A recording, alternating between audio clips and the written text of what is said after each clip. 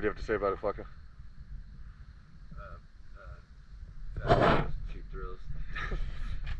What are we doing? Smoking crack and doing 10 peaks. 11. Minus the crack. We're doing 11. Sugarloaf. Don't forget about Sugarloaf, bro. This is a story of a couple friends attempting the Fool's Traverse Challenge in Mount Baldy, California. This course features 11 peaks with 10,000 feet of elevation gainers considered very difficult. We woke up at the trailhead at 3 a.m. and got our gear together for our awesome adventure. 3:16 a.m. And of course I was listening to Sabbath. We are going on our own Fool's Traverse. Are we fools? It's 3 in the morning. What's your oh shit, it goes all the way up to the fucking Kahonda. Oh shit, son. 2 grades and 20-something miles. It's 3 in the fucking morning. We're gonna get it. Fool's Traverse 2020.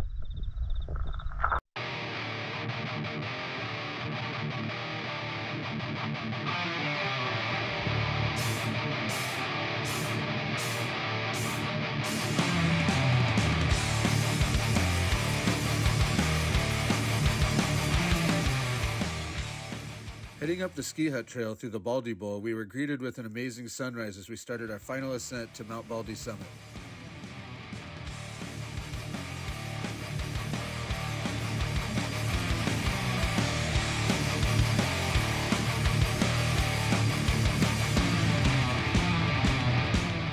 After summiting Baldy, we were greeted with 40-mile-an-hour gusts of wind as we made our way from Baldy to West Baldy and then down to Mount Harwood, where we were practically blown off the trail.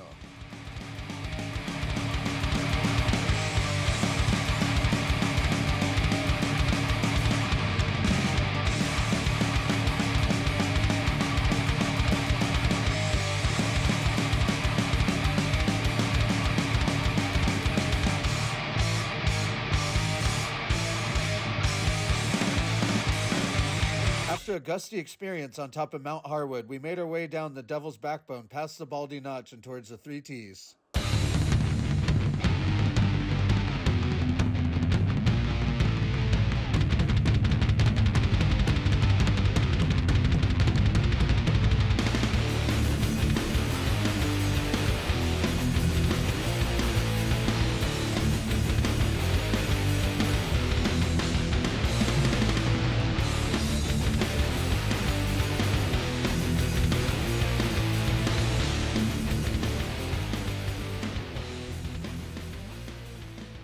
After summiting Thunder Mountain, the trek continued to Telegraph Peak and on to Timber Mountain.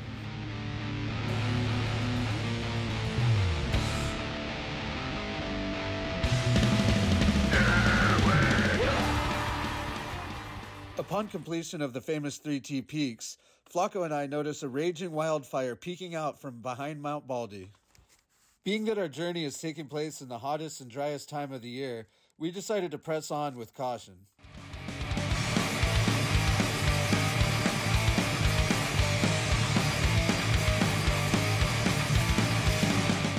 After completing the 3 T's, we headed through the saddle towards some challenging uphill towards Cucamonga and Etiwanda, the easternmost part of the course.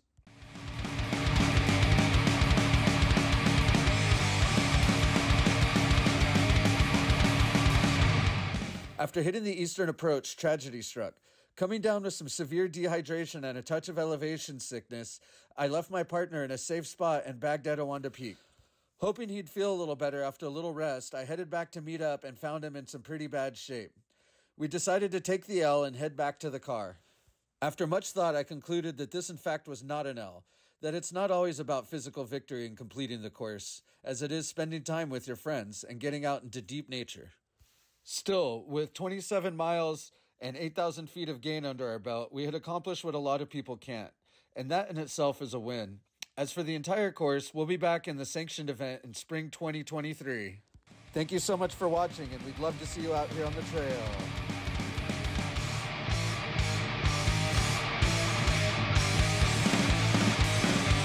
TRAILPUNX!